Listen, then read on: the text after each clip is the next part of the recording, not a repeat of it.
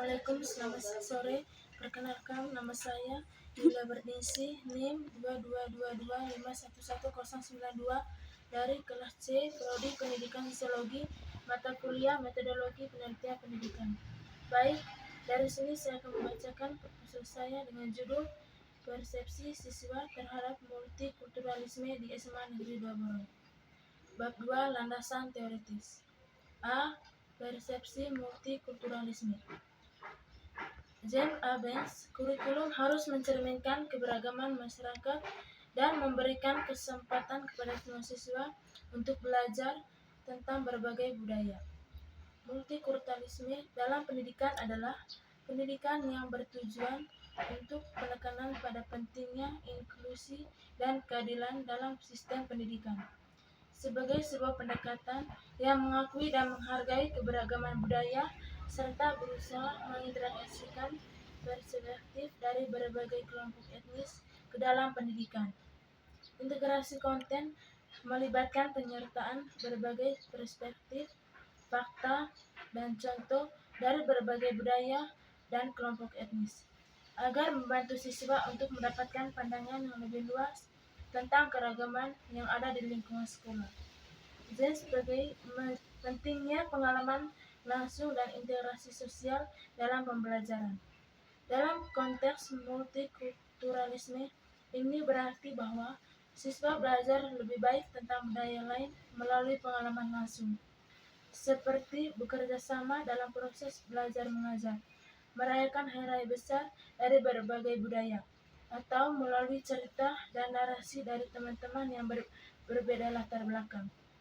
Perkembangan moral dan etika pada tahap di mana anak-anak mulai mampu berpikir tentang konsep abstrak seperti keadilan, hak, dan moralitas.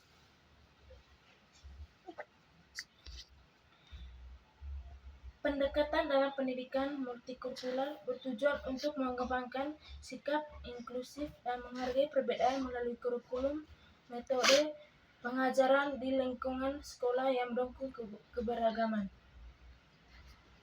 Dampak pendidikan multikultural pengaruh terhadap sikap dan perilaku siswa serta dapat meningkatkan toleransi, mengurangi prasangka, dan mendorong interaksi positif antar siswa dari latar belakang yang berbeda. B. Konsep teori. Agar kegiatan penelitian ini dapat berjalan lancar dan secara sistematis, maka dibutuhkan suatu konsep teori mudah untuk dipahami dan dimengerti. Dengan adanya konsep, seorang peneliti diharapkan dapat menggunakan suatu istilah untuk beberapa kejadian yang saling berkaitan. Karena konsep juga berfungsi mewakili realitas yang kompleks untuk menunjang penelitian persepsi siswa terhadap multikulturalisme di SMA 2 Borong. C. Persepsi siswa SMA Negeri 2 Borong terhadap multikulturalisme. 1. Pengertian pandangan persepsi. Pandangan adalah proses bagaimana seorang dapat menyeleksi, mengatur, dan menginterpretasikan masukan-masukan informasi untuk menciptakan gambaran keseluruhan yang bermakna.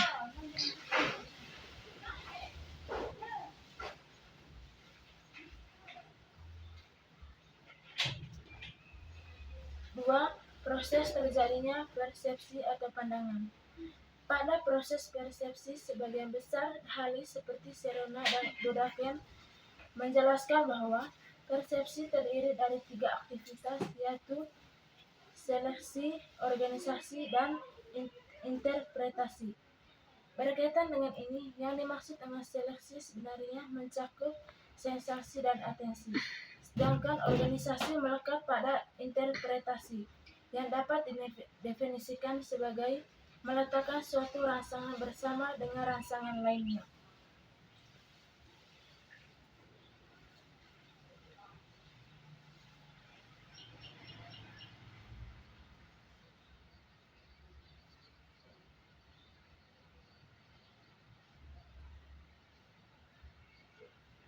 Resepsi terhadap orang menanggapi sifat-sifat luar dan dalam perasaan, motif, harapan, dan sebagainya. Pada proses persepsi, cara komunikasi yang disiapkan oleh komunikator terhadap komunikan akan melibatkan komunikasi verbal dan non-verbal. A. Komunikasi verbal. Komunikasi verbal adalah suatu bentuk komunikasi yang disampaikan komunikator kepada komunikan dengan cara tertulis. B. Komunikasi nonverbal. Komunikasi nonverbal merupakan bentuk komunikasi yang tidak menggunakan kata-kata, baik lisan maupun tulisan, melainkan menggunakan tanda-tanda melalui tubuh, meliputi gerak tubuh, ekspresi muka, nada suara. 3. Jenis-jenis persepsi atau pandangan. Proses pemahaman terhadap beberapa rangsangan atau stimulus yang diperoleh oleh indera menyebabkan persepsi terbagi menjadi beberapa jenis. A. Persepsi visual.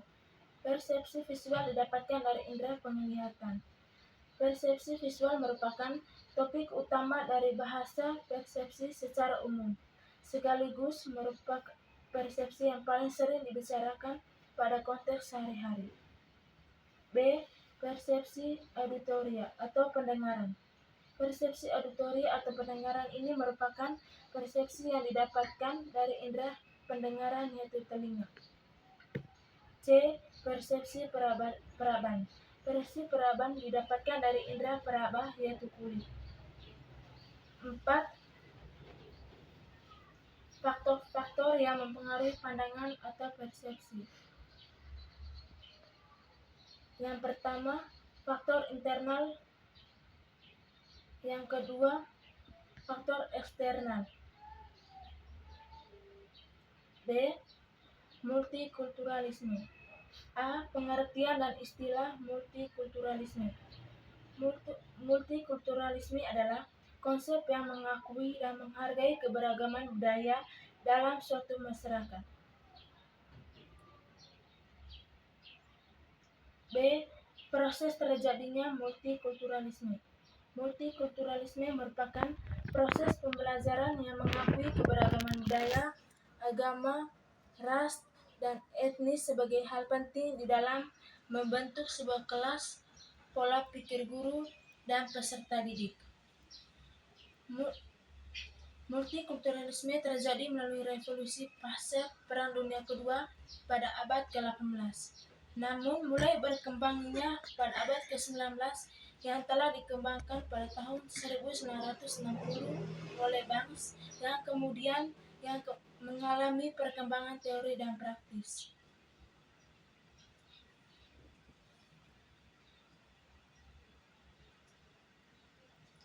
E. Jenis-jenis multikulturalisme. Multikulturalisme adalah ragam reaksi terhadap keanekaragaman budaya yang didukung tidak hanya oleh kelompok etnis dominan tetapi juga oleh pendatang baru bahkan minoritas, serta diakui, dilestarikan, didukung dalam masyarakat luas.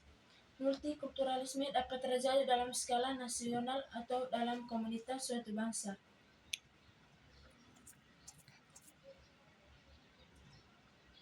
Landasan teoritis multikulturalisme adalah liberalisme, khususnya nilai-nilai liberalisme seperti kebebasan, kesetaraan, dan persaudaraan, serta menciptakan kondisi yang menguntungkan bagi perkembangan masyarakat, secara khusus mencegah berkembangnya benturan etnis, memperkuat kepercayaan antaragama.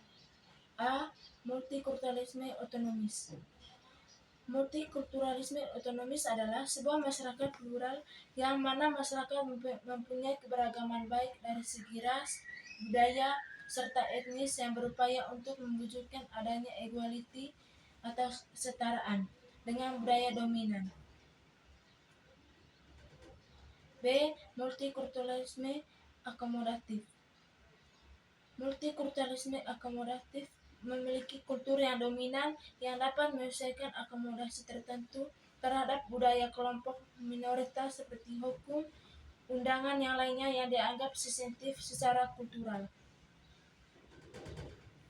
C.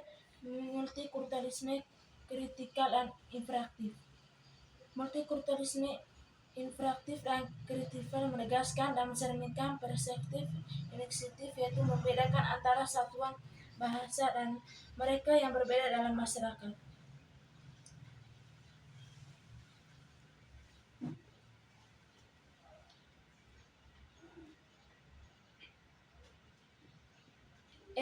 Multikulturalisme SMA Negeri Dua Borong. SMA Negeri Dua Borong merupakan salah satu sekolah menengah yang ada di Indonesia yang dikategorikan sebagai sekolah multikultural karena dilihat dari latar belakang sekolah yang ada dengan adanya keragaman suku, ras, agama, dan bahasa.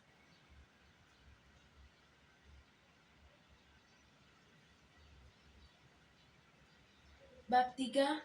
Metode penelitian. A. Jenis penelitian. Jenis penelitian menggunakan pendekatan metodologi penelitian kualitatif.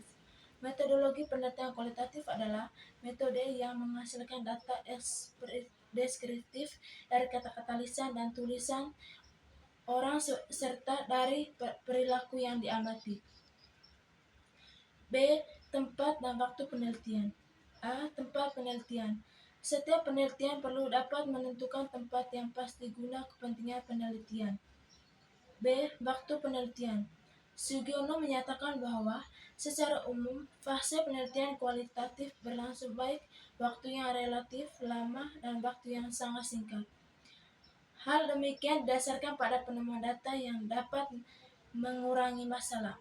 Menemukan makna karena tujuan penelitian kualitatif adalah penemuan. Berdasarkan penjelasan tersebut, maka peneliti akan menggunakan waktu kurang lebih 1 bulan dalam penelitian, terhitung dari bulan Maret. C. Subjek penelitian. Pendapat Sugiono yang memuat dalam jurnal Nurjana bahwa sumber data terdiri atas data primer dan data sekunder. Sumber data primer adalah sumber data yang memberikan informasi atau sinyal kepada pengumpul dan secara langsung. Dan Sugiono mendefinisikan data sekunder sebagai sumber data yang melalui orang lain atau dokumentasi. D. Teknik pengumpulan data. Prosedur dan pendekatan yang digunakan untuk mengumpulkan data yang diperlukan dikenal sebagai teknik pengumpulan data. A. Observasi. Menurut Faut dan Sabto, observasi merupakan metode fundamental yang dapat digunakan dalam penelitian kualitatif. Observasi Grand Tour merupakan tahap awal dari observasi penelitian kualitatif, pengamatan atau pengenderaan langsung dari suatu objek, situasi, aktivitas, atau perilaku. B. Wawancara. Nazir dan tulisan Fandi Sarum Edi. Wawancara adalah proses pengumpulan informasi untuk tujuan penelitian dengan cara hanya jawab saat bertatap muka antara pewawancara dan responden. C. Studi dokumentasi. Metode dokumenter adalah salah satu teknik pengumpulan data yang digunakan metodologi penelitian sosial untuk melacak data historis. Dalam tulisan Nataliana Nilisari yang mengutip pendapat menurut sudut pandang Sugiono. E. Teknik analisis data. Secara umum, analisis data dikaitkan dengan pengkodean dan analisis berdasarkan data yang diperoleh dengan menggunakan prosedur pengumpulan data kualitatif.